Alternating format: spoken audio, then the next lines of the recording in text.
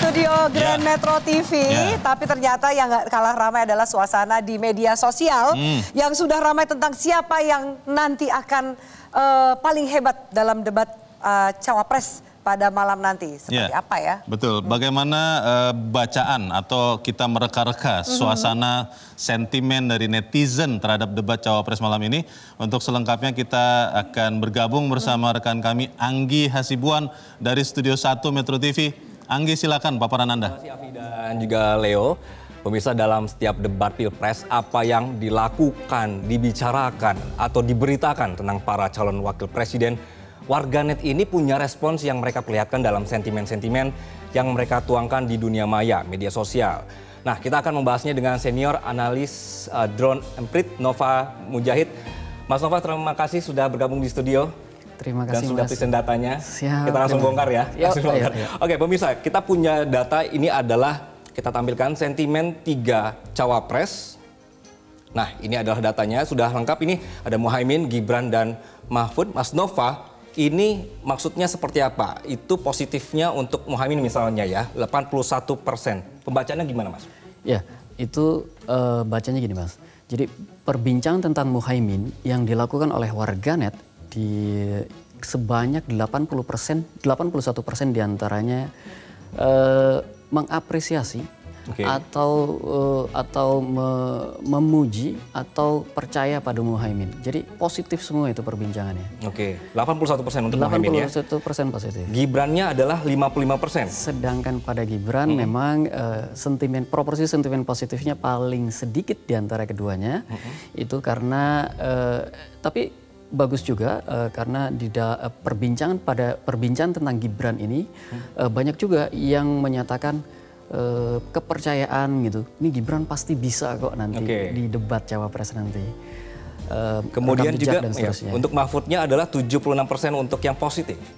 Pak Mahfud paling positif kedua setelah Pak Muhaimin, terutama karena Pak Mahfud ini kan senior, pengalamannya banyak sekali. Sehingga ketika warganet membicarakan tentang Pak Mahfud, nilai kepercayaan publik pada Pak Mahfud itu tinggi, Mas. Nanti kita akan lihat. Baik, kita akan bergeser. Kemudian kita akan melihat, kita coba breakdown satu persatu. Misalnya yang pertama ini adalah, atau yang kedua ini adalah untuk top topik Muhaimin. Jadi ini diantara beberapa tema, kalau misalnya disebut nama Muhaimin, yang diingat masyarakat adalah jalan tol dan IKN, kemudian ekonomi berbasis pesantren dan kredit tanpa bunga, begitu ya Mas ya? Iya, demikian. Warganet ketika berbicara tentang Muhaimin dan kita lihat terkait dengan tema debat kedua ini, kebanyakan berbicara tentang infrastruktur. Yang pertama, yang kedua bicara tentang ekonomi. Infrastrukturnya apa? Sebenarnya infrastruktur yang paling banyak dibicarakan adalah jalan tol. Ini respon sebenarnya. Pak Muhaimin kan kemarin ngomong tentang jalan tol dibandingkan dengan tukang beca gitu. Nah, respon publik adalah ngasih tahu Muhaimin tuh kalau sebenarnya nggak sebegitu cara bacanya, nggak gitu juga harusnya Pak Muhaimin berkomentar. Kira-kira begitu. Oke, kita coba bergeser ya. Kita melihat kemudian adalah ke top topiknya Gibran. Yang diingat dari masyarakat adalah makan siang dan susu gratis, kemudian kredit startup, lalu perkotaannya yang diingat oleh masyarakat adalah IKN, rekam jejak pembangunan Solo. Betul. Makan siang ini banyak sekali dibicarakan, pro kontra tentu saja. Banyak yang bilang ini program tidak masuk akal dan sebagainya, tapi banyak juga yang memuji. Karena masa depan Indonesia dimulai dari anak-anak, kira-kira narasi yang mendukung begitu. Dan itu harus didukung. Apapun untuk Indonesia yang lebih baik ke depannya, apapun harganya kayak gitu. Sedangkan yang kedua, Pak Gibran ini banyak sekali dibicarakan terkait IKN, terutama di perkotaan ya. Dalam perbincangan tentang perkotaan banyak sekali dia berbicara tentang IKN. Terutama sih sebenarnya bukan Gibran ya yang jadi sasaran utama perbincangan, tetapi koalisi pendukung juga Pak Jokowi sebenarnya. Karena memindahkan IKN berarti sebenarnya tidak kemudian menyelesaikan permasalahan perkotaan, khususnya Jakarta. Itu yang banyak dibicarakan. Yang paling banyak dibicarakan untuk Gibran. Kita akan coba bergeser ke top topiknya dari Mahfud MD. Yang diingat masyarakat adalah berkenaan dengan KTP Sakti, kemudian integrasi kartu, pemberdayaan nelayan, dan petani. Lalu untuk pengelolaan APBN-nya, ini ada APBN untuk pro UMKM dan koperasi. Bagaimana Mas? Ya, KTP Sakti ini salah satu yang saya kira cukup berhasil digaungkan ya. Iya, dikenalkan oleh Paslon 03 karena dia banyak sekali kemudian direspon positif, Mas.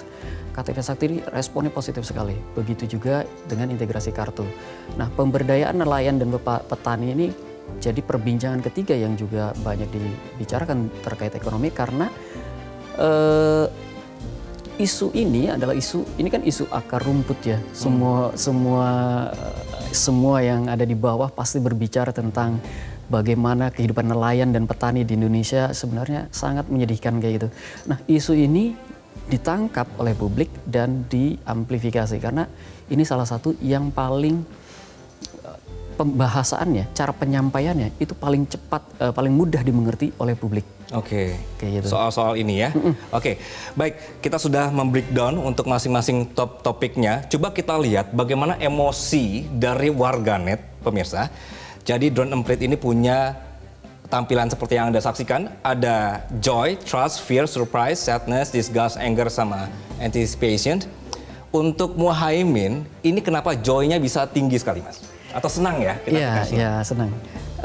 Pak Muhaimin ini kan terkenal ceria, jenaka orangnya, dan orang menunggu-nunggu sebenarnya itu harus digabungkan cara pembacanya joy dan anticipation. Orang menunggu-nunggu performa Pak Muhaimin di debat Cawapres nanti malam. Karena bawaannya yang jenaka, yang lincah cara berpikirnya itu pasti akan membuat mereka percaya akan membuat suasana debat nanti malam itu jadi lebih menarik dibanding debat Capres kemarin. Oke, kita bisa tampilkan satu lagi? Atau sudah habis waktunya? Oke, baik. Sayang sekali waktunya sudah habis, Mas Nova. Tapi Mas Nova tetap akan bersama kami ya sampai malam hari ini. Pemirsa, kita akan melihat terus bagaimana pembacaan dari warganet. Tadi Anda sudah saksikan apa yang menjadi top topiknya, apa yang menjadi pemicu dari emosi dari warganet. Ini nanti akan terus kami update untuk Anda. Sementara saya kembalikan ke Grand Studio, ada rekan Afiani Malik dan juga Leonard Samosir. Terima kasih Anggi Hasibuan, ini menarik sekali sentimen netizen, Afi. Tapi tentunya namanya juga sentimen, bisa berubah juga dalam perjalanan waktu. Dan bisa berubah nanti malam, jangan-jangan juga bisa berubah setelah kemudian debat Cawapres ini selesai. Betul. Nanti kami akan ulas lagi, pemirsa, kami akan kembali jeda. Usai jeda kita akan bahas lebih jauh dengan para narasumber yang sudah bersama kami di Grand Studio Metro TV. Tetaplah di Metro TV. Jelajahi cara baru mendapatkan informasi. Download Metro TV Extend sekarang.